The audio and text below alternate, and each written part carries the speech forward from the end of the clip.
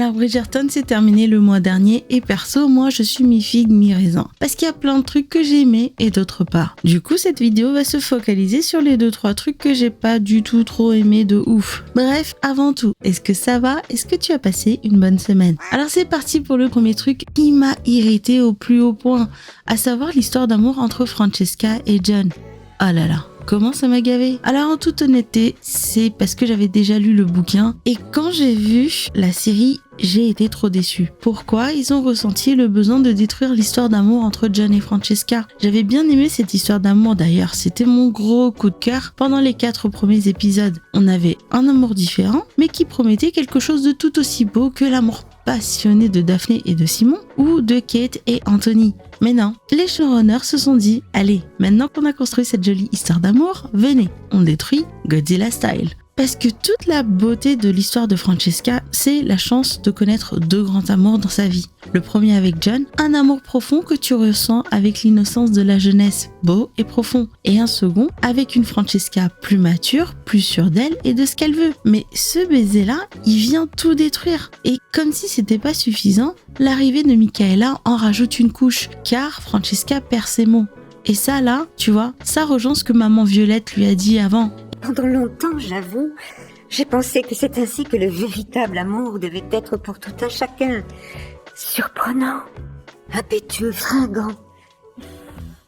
Mais vous m'avez montré qu'il existait un autre chemin, qu'il y avait de la beauté dans la lenteur de cette approche. Et du coup, pour moi, ça fait limite cette image-là. Et ça fait mal. Concernant le changement de Michael en Michaela, en toute sincérité, j'attends de voir. La série Bridgerton a fait beaucoup de changements par rapport au matériel de base. Pas seulement au niveau de la diversité, il y a aussi des personnages du livre que je ne retrouve absolument pas dans la série. Héloïse, par exemple, est complètement aux antipodes de l'Héloïse du bouquin. Et je pense que son histoire devra subir quelques modifications drastiques afin que ça colle au personnage de la série. Et c'est pour ça que j'attends de voir ce que va donner Michaela avant de crier au génie ou au scandale. Sinon, j'ai détesté, mais j'ai vraiment détesté ce qu'ils ont fait au personnage de Bénédicte. Mon ressenti est que les scénaristes ne savent pas trop quoi faire du personnage en attendant qu'il trouve l'amant de sa vie.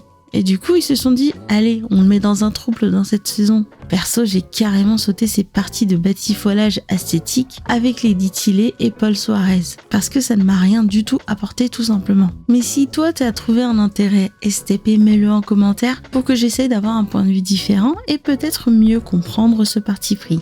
En dernier lieu, rendez-moi mes balles et mes tiers. Non, parce que ok, certaines tenues étaient grave belles cette saison, mais SVP, remettez-moi les belles robes et les balles fastueux qui ont été faits lors du règne de Chris Van Dusen. Parce que les mecs, ils faisaient des bêtes de trucs qui me faisaient rêver. Les balles dans cette saison, mis à part le dernier, je dirais que c'est une véritable déception. Aucun des balles de cette saison n'arrive à la hauteur du bal de Vauxhall, je crois. Tu sais, le bal à la fin de l'épisode 1 de la saison 1. Même le bal de Lady Danbury n'était pas ouf cette année. Autre chose, je sais pas s'ils ont décidé de haïr Kate, mais oh mon dieu, qu'est-ce que c'est que ça? Pourquoi ces couleurs? Mais wesh, Kate, elle a besoin de couleurs éclatantes et elle a beau être une meuf magnifique, même elle ne peut pas sauver ça. Non, pour moi, côté costume et bal, c'est dans l'ensemble une grosse déception. Sauf peut-être pour Pénélope qui a eu des robes magnifiques, surtout en première partie de saison.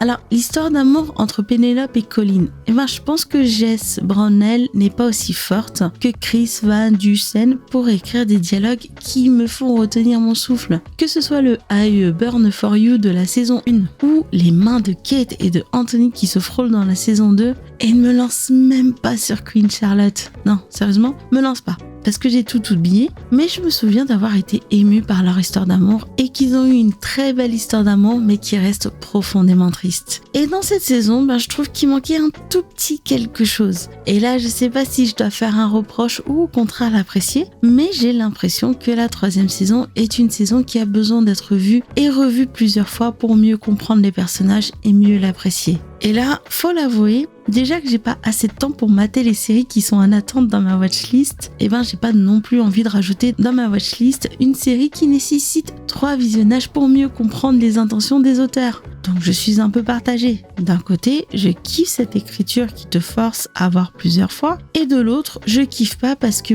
Shondaland et Netflix semblent penser que j'ai tout le temps du monde. Non, à moins qu'on me donne l'accès direct à la salle de l'esprit et du temps dans des BZ, je me contenterai que d'un visionnage, surtout quand j'ai pas kiffé à fond. Bon, après, quand je m'entends parler, on a l'impression que j'ai détesté la saison 3. Ce qui n'est absolument pas vrai parce qu'il y a quand même beaucoup de moments que j'avais kiffé. L'alchimie entre Penn et Colin, le flirt entre Violette et le frère de Lady Dunbury. Par contre les gars, Lady Dunbury, cette meuf qui est l'intelligence même, genre tu veux me faire croire qu'elle fait la tête à son frère pour quelque chose qu'il a fait à 10 ans ? Mais non, vous auriez pu mieux faire là les gars. Et le truc que j'ai kiffé vraiment par-dessus tout, c'est la relation entre Pénélope et Maman Portia. Pour moi, ça a été une véritable réussite. Ils ont vraiment réussi la réconciliation entre mère et fille et elles ont enfin réussi à se comprendre. Et ça, c'était trop génial. Mais l'un dans l'autre, il y a trop de trucs que j'aime pas qui gâchent un peu mon plaisir dans cette saison. Parce que dans la saison 1 et 2, il y en avait aussi des choses que j'avais pas trop appréciées. Mais les points positifs ont tout simplement été plus importants. Donc voilà. Je pense que je vais m'arrêter à là. La semaine prochaine, contrairement à ce que j'avais annoncé, je vais faire une vidéo différente, vu que je n'ai pas fait de battle depuis le tout premier que j'ai fait sur Edward et Jacob. Du coup, la battle du mois portera sur Princesse Sarah. Et comme d'habitude, je te souhaite de passer un bon dimanche, une bonne semaine, et je te dis à dimanche prochain.